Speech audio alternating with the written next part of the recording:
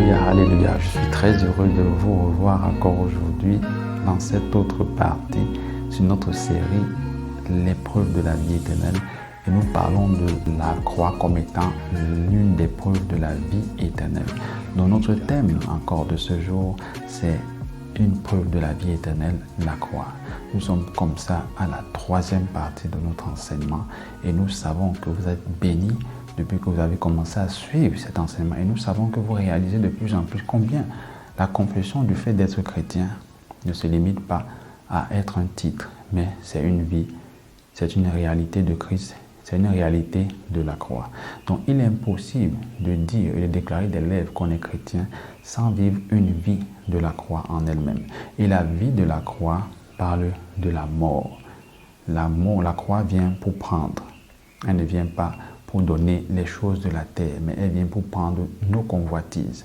Elle vient pour prendre les désirs du monde. Elle vient pour prendre le péché. Elle vient pour tuer la nature du péché.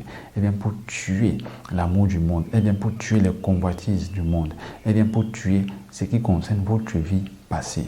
Alors, si vous dites que vous possédez la vie éternelle qui est en Christ et qui est Christ lui-même, alors vous devez aussi dire que vous possédez votre croix au quotidien. Parce que Jésus-Christ a dit que quiconque veut le suivre ou alors veut être son disciple doit premièrement renoncer à lui-même, deuxièmement se charger de sa croix et troisièmement le suivre. Donc je peux aussi dire ceci, quiconque veut la vie éternelle doit renoncer à lui-même, se charger de sa croix et suivre la vie éternelle.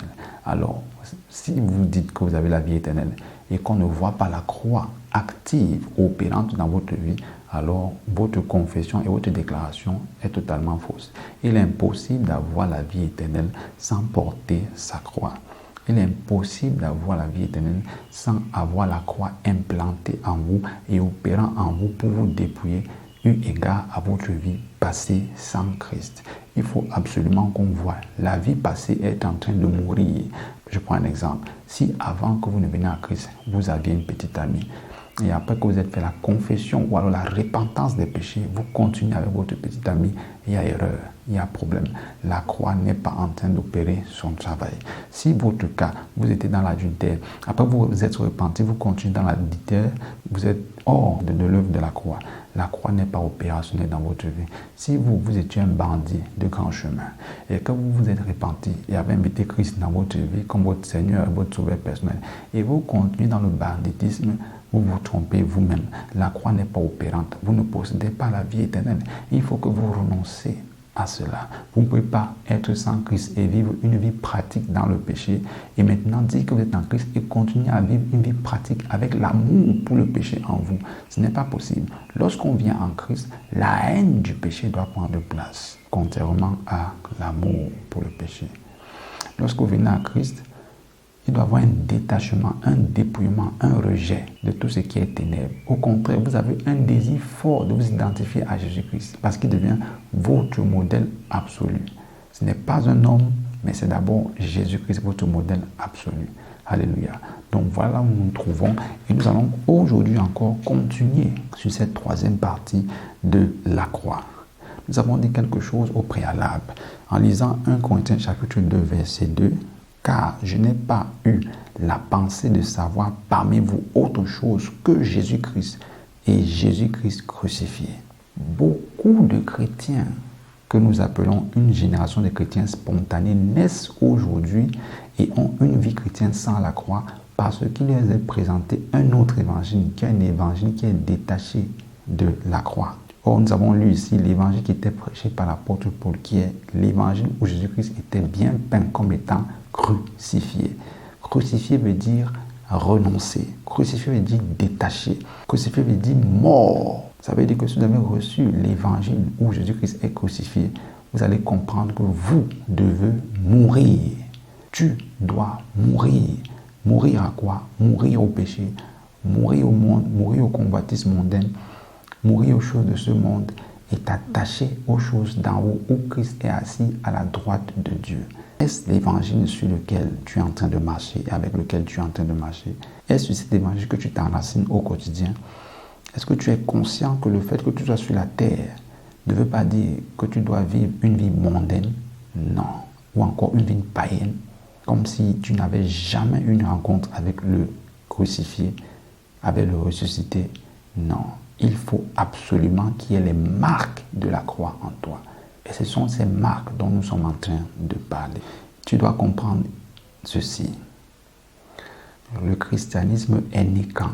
Le christianisme est né après que Jésus-Christ ait porté sa croix, ait été crucifié à la croix et est ressuscité. Donc le christianisme est né après la résurrection. De la même manière, on peut donc dire ceci. Si on ne voit pas la croix dans la vie de celui qui s'appelle chrétien, alors il n'y a non plus de résurrection. Et s'il n'y a pas de résurrection, alors il n'y a non plus de vie nouvelle. Et s'il n'y a pas de vie nouvelle, c'est parce qu'il n'y a pas de vie éternelle. Donc, on ne parle que de résurrection parce qu'il y a eu la mort de la croix. On ne parle de vie éternelle parce qu'il y a eu de résurrection. Alléluia. Donc, si tu es chrétien, il faut absolument que la résurrection de Jésus-Christ soit perceptible dans ta vie. Et la résurrection, c'est la vie nouvelle. Et il ne peut pas avoir de vie nouvelle s'il n'y a pas de croix. Il faut que la vie de la croix soit perceptible. Il faut qu'on voit la mort que produit la croix dans ta vie. Il faut qu'on voit combien la mort a tué le péché dans ta vie. Il faut qu'on voit combien la mort a tué le vieil homme dans ta vie. Il faut qu'on voit combien la mort a tué le convoitise charnel et mondaine. Il faut qu'on voit combien la mort a tué ton orgueil dans ta vie. Il faut qu'on voit combien la mort a écrasé la domination du péché dans ta vie. Est-ce que tu es quelqu'un qui s'est détourné entièrement du péché? Ou alors tu pactises encore avec le péché? Est-ce que tu es une jeune fille qui s'est détournée du péché ou encore tu flirtes encore avec le péché? Non, non, non. Si tu veux t'appeler chrétien, il faut que tu vives la vie de ceux qui ont reçu la vie éternelle. Et si tu dis que tu as la vie éternelle, alors il faudrait qu'on voit la croix active dans ta vie. Est-ce que la croix est active dans ta vie, mon cher ami? Prends la décision ferme de consacrer ta vie à Jésus de façon réelle. C'est alors que les preuves de Christ seront manifestes en toi. Et c'est alors que tu deviendras un citoyen du ciel. Alléluia. Donc je voudrais te dire, le vieil homme doit mourir. C'est la preuve de la croix. La croix vient pour mettre à mort le vieil homme. Il est écrit dans Romains chapitre 6, verset 6. Sachant que notre vieil homme a été crucifié avec lui, afin que le corps du péché fût détruit, pour que nous ne soyons plus esclaves du péché. La croix vient pour te délivrer de la puissance du péché, parce que le péché est comme un maître qui a des esclaves. Je répète, le péché est comme un maître qui a des esclaves. Ça veut dire que quiconque est sous la domination du péché est un esclave du péché. Mais Jésus-Christ est venu pour nous affranchir du péché par son sang précieux qui a coulé. Donc, si tu viens à Christ, je voudrais te dire que le sang de Jésus affranchit du péché. Le sang de Jésus apporte une loi de vie qui va opérer en toi, qui est supérieure à la loi du péché et de la mort. Et par cette loi de vie en Jésus-Christ, tu vas te voir être dominant sur les pensées du péché, sur les désirs du péché, sur les envies du péché, sur la volonté de péché. Ça, c'est merveilleux, n'est-ce pas? C'est quelque chose qui se passe pour quiconque accepte Jésus-Christ dans sa vie en tant que son Seigneur et son Sauveur personnel. Rejeter Jésus-Christ, c'est rejeter la croix.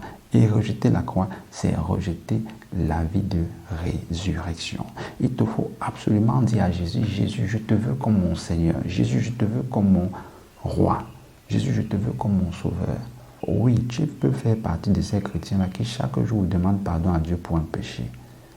Peut-être que tu as menti aujourd'hui, tu dis Seigneur, je ne vais plus mentir. Et le lendemain, tu te retrouves encore en mentir. Peut-être que toi, c'est la fornication. Aujourd'hui, tu es tombé dans la fornication. Le lendemain, tu te retrouves encore dedans. Peut-être que toi, c'est la jalousie. Peut-être que toi, c'est la pratique du vol. Je voudrais te dire que la solution est ici. Il faut que tu viennes à Jésus-Christ et que tu acceptes de renoncer à toi et à ce péché. C'est alors que la croix va apporter son œuvre en toi, qui est l'œuvre de la renonciation et de la mort au péché. C'est vrai qu'il y a des péchés qui sont d'ordre spirituel, c'est-à-dire démoniaque, parce qu'il y a des démons de tout péché, que ce soit de fornication, de mensonge, d'adultère, de vol. Oui, ça c'est vrai.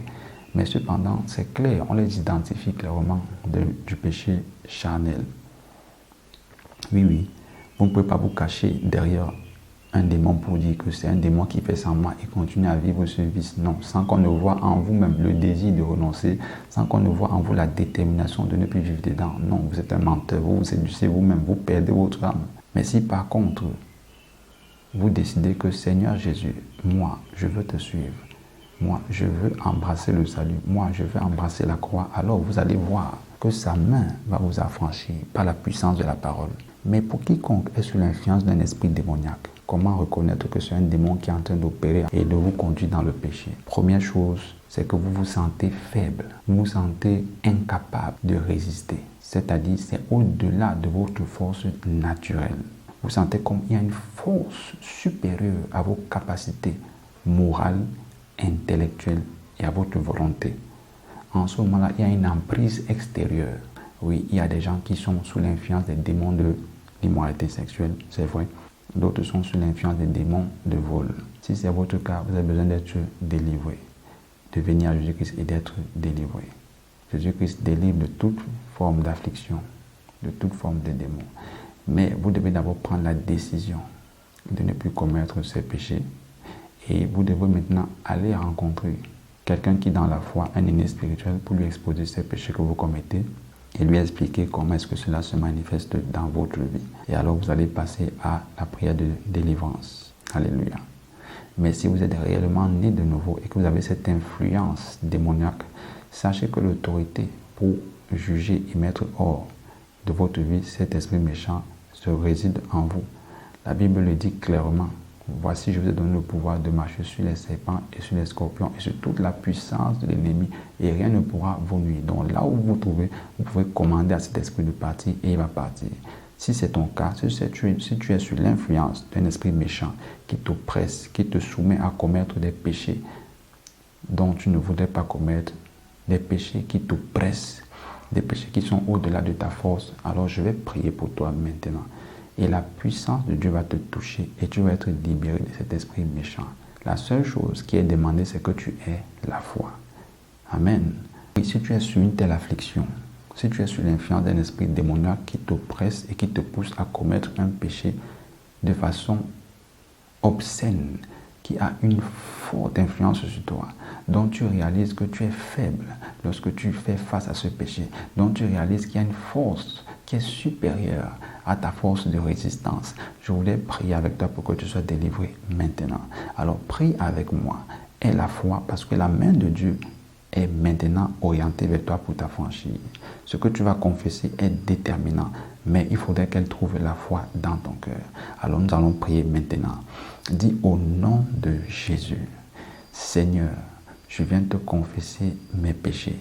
Confesse d'abord ces péchés que tu as commis sous l'influence de l'ennemi. Confesse ces péchés que tu as commis sous l'influence de cet esprit méchant.